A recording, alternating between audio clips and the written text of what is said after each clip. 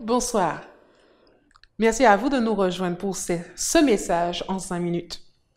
Alors, pour la petite histoire, on avait décidé de faire un gâteau. Un gâteau pour recevoir du monde. Et tout le monde s'y est mis. Tout le monde était content. Et pour préparer ce gâteau, on a pris tous les bons ingrédients. Un bon gâteau, chocolat, banane et aux noix. Et là, tout le monde s'y est mis. On a mis des choses et tout le monde y était de la partie. On était content de pouvoir préparer un gâteau. Vous voyez, on a du temps, on se met en cuisine en famille. Et soudain, qu'est-ce qui se passe?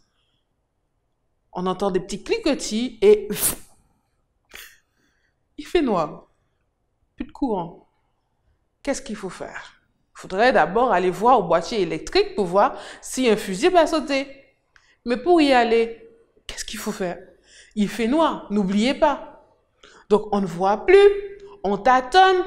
Et du coup, depuis la cuisine, je vais demander, est-ce que quelqu'un peut chercher une lampe de poche? Alors demandez chez vous, je demande chez moi. Une lampe de poche, s'il vous plaît, cherchez-moi une lampe de poche, il faut que j'aille voir le boîtier. Une lampe de poche. Et dans la maison, on entend des bruits, tout le monde cherche un peu partout. Et finalement, quelqu'un me dit, j'ai trouvé. Et du coup, je vais récupérer la lampe que la personne a trouvée. Merci. Mais je ne peux pas marcher trop. Je dois rester là où j'ai de l'espace pour marcher parce que je peux buter à droite, buter à gauche. Et ils m'ont donné quoi? Une lampe, torche. Bien sûr, premier réflexe, on va allumer la lampe.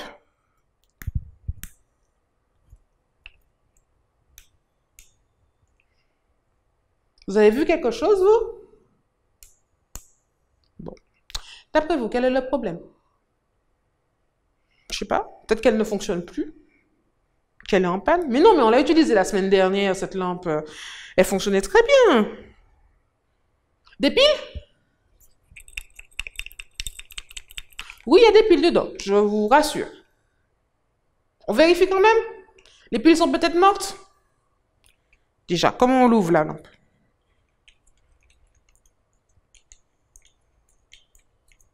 Est-ce qu'elle prend du temps pour se dévisser?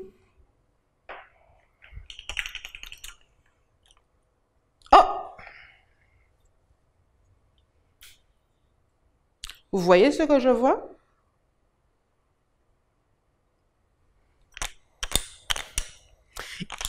Quelqu'un a mis un morceau de papier qui ne veut pas sortir.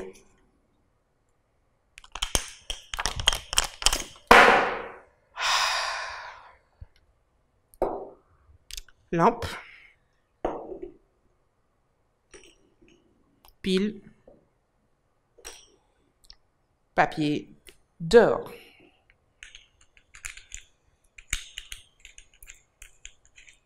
Vous croyez que ça va s'allumer cette fois?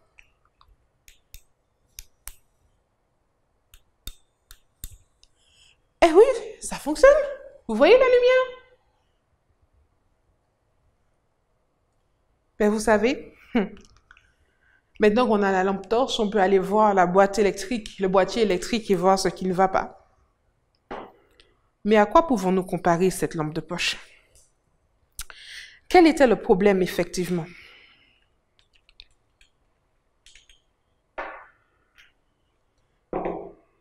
L'énergie contenue dans la pile n'arrivait pas à parvenir à la barrette de connexion à cause de ce bout de papier qui a rompu le circuit. La Bible dit, et le texte va s'afficher à l'écran, dans Jacques, chapitre 4, au verset 8. Approchez-vous de Dieu, et il s'approchera de vous. Vous savez comment on s'approche de Dieu? C'est de la même manière qu'on ne met pas de papier. Pour que la lampe fonctionne, il faut prier. Il faut rester connecté à Dieu. Quand on ne prend pas le temps de prier, quand on ne prend pas le temps de lire la Bible, des petits papiers deviennent de la colère, de la frustration, de l'animosité, on déprime, on a quelque chose qui ne va pas, on prend de mauvaises décisions. Alors que si on prend le temps de prier, le papier, il disparaît. Et on est connecté avec Dieu. Tu veux prier avec moi ce soir? Alors demande du silence autour de toi. On se tait et on prie. Seigneur, donne-nous envie d'être connectés à toi. Ainsi nos lumières resteront allumées.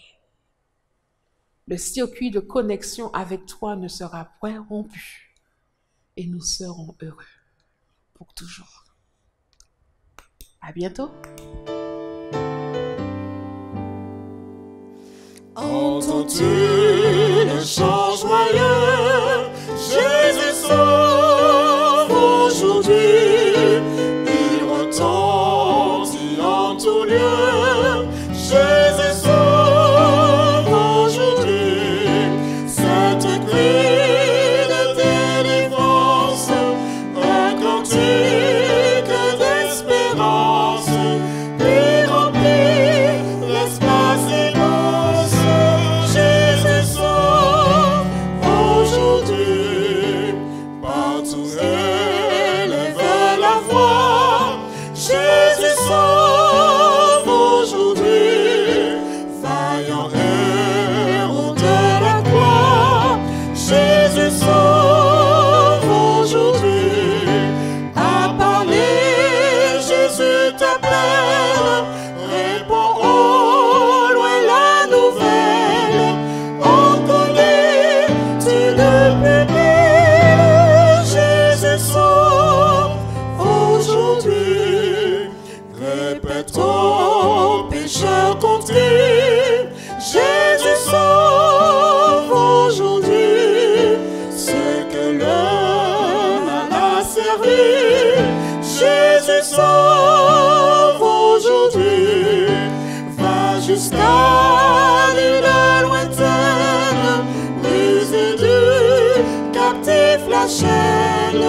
Rediront que dans la peine, Jésus sauve aujourd'hui. Jusqu'aux confins des déserts, Jésus sauve aujourd'hui. Jusque par-delà les mers, Jésus sauve aujourd'hui. Que de pôle à l'autre pôle, court là cette parole qui relève, instruit, console. Jésus sauve aujourd'hui.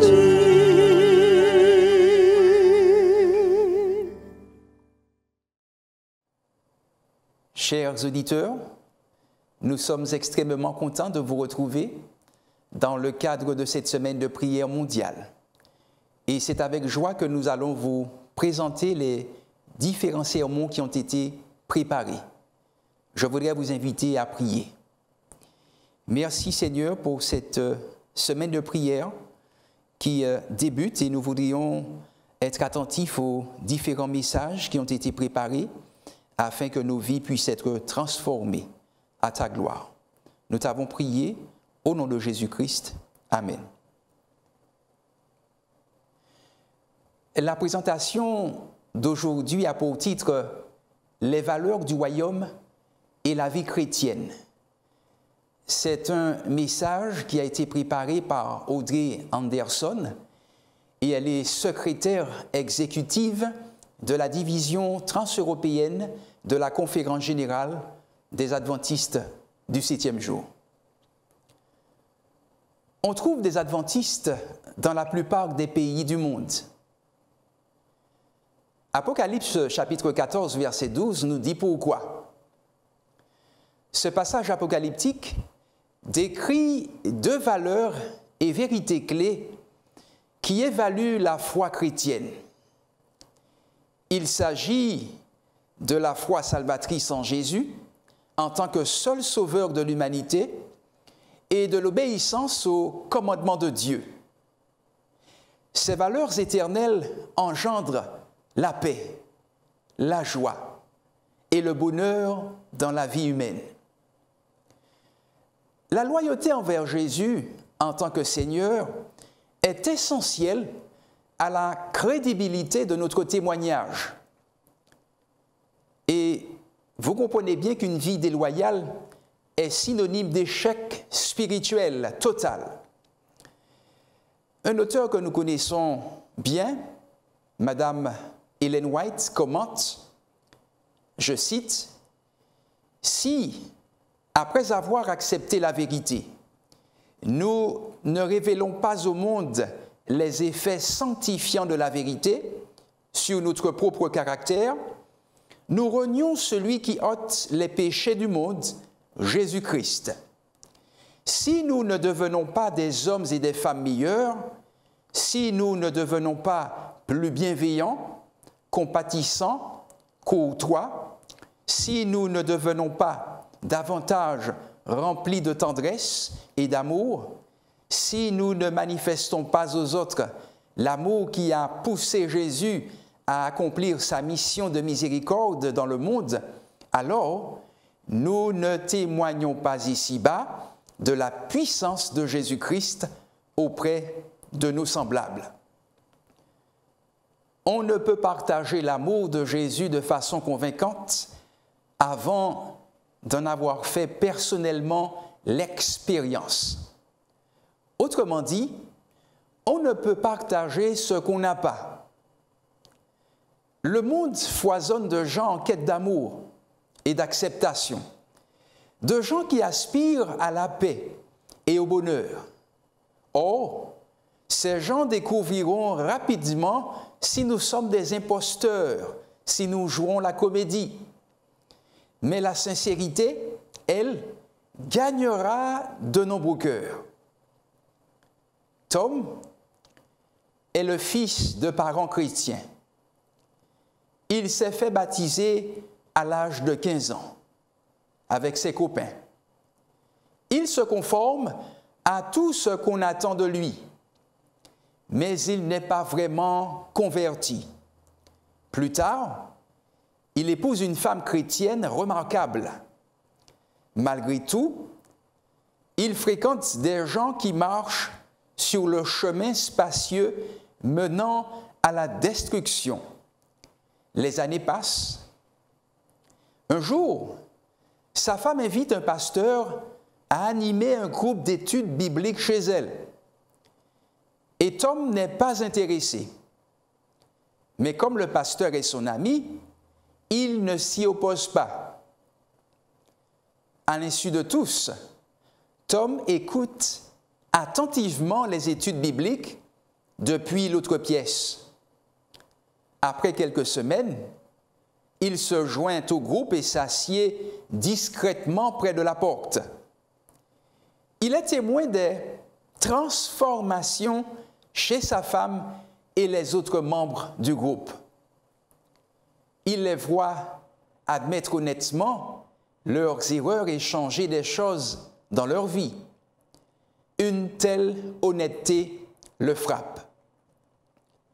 Une nuit, il se met à pleurer de joie et de tristesse. Il témoigne « Je n'avais pas du tout compris le message adventiste. En écoutant ces études, j'ai vu Jésus sous un nouveau jour.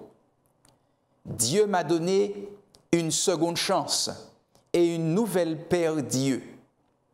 Maintenant, je vois les choses différemment. Ayant découvert l'amour irrésistible, authentique et contagieux de Dieu, Tom s'est fait rebaptiser. L'obéissance est une vérité largement calomniée et fort mal comprise. L'obéissance au commandement de Dieu, véritable expression de notre amour pour Jésus, mène ultimement à la guérison de l'humanité et profite toujours à ceux qui s'y conforment. Jean a écrit « Car l'amour de Dieu consiste à garder ses commandements, et ses commandements ne sont pas pénibles. » Nous lisons cela dans 1 Jean, chapitre 5, verset 3.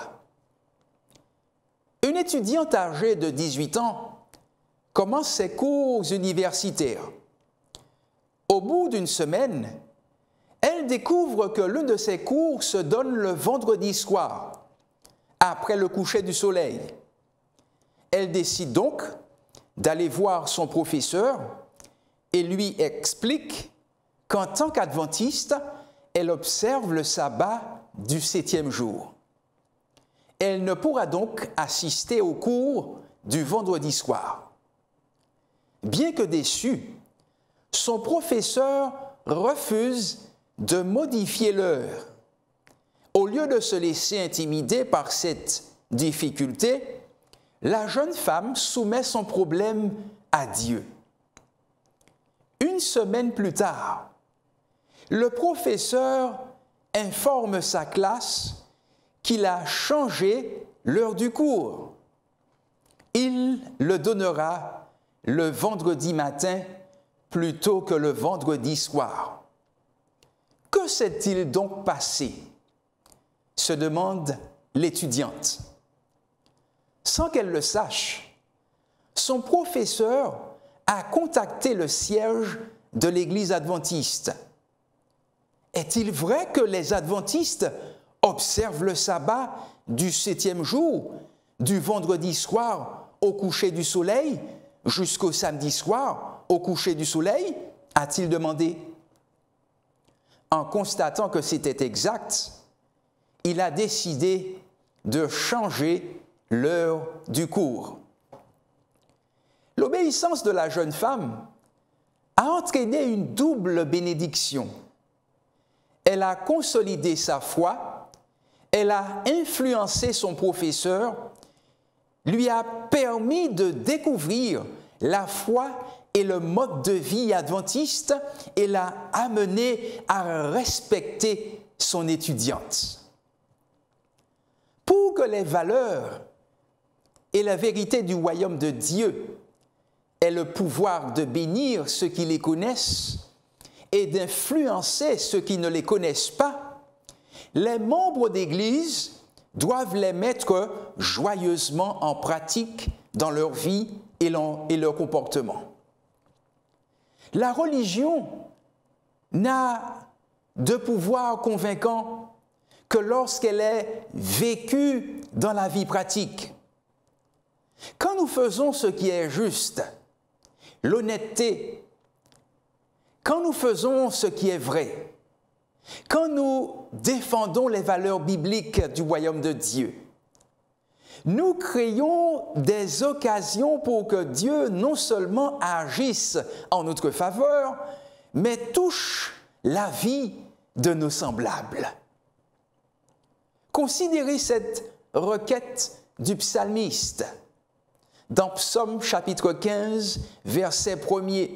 « Ô Éternel, qui séjournera dans ta tente?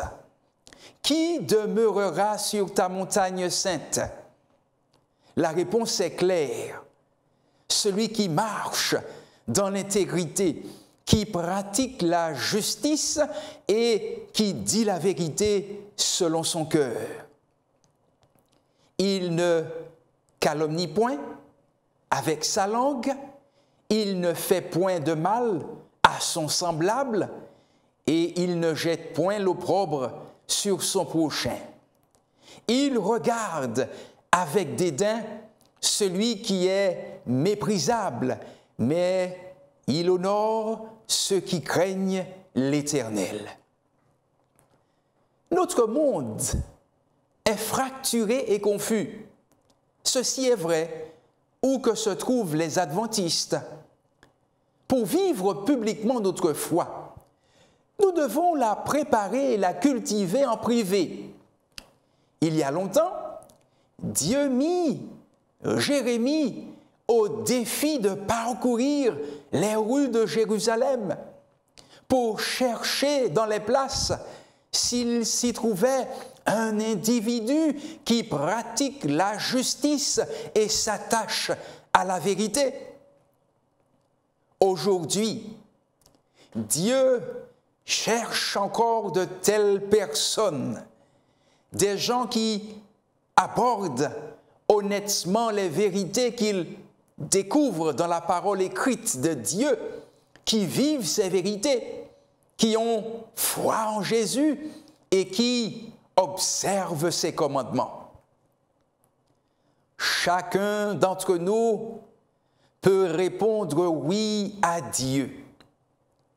Il n'y a qu'à lui dire « Seigneur, je serai cette personne fidèle. Aide-moi à être ce que je dois être à titre de chrétien authentique. » Notre réponse donne à Dieu des occasions de nous bénir et de bénir ceux que nous touchons. C'est là notre bonheur en tant que chrétien, en tant qu'adventiste. Je voudrais vous inviter à prier à nouveau. Notre Dieu, notre Père, nous voulons te remercier pour ces belles paroles qui nous montrent combien tu es désireux de nous utiliser, de faire de nous des modèles là où nous sommes et d'attirer d'autres personnes à toi. Permets que nous puissions devenir ce que tu voudrais que nous soyons par ta grâce. Nous te prions pour que tu continues de bénir nos chers auditeurs et que chaque jour, ils puissent mieux te connaître. Nous te prions au nom de Jésus-Christ. Amen.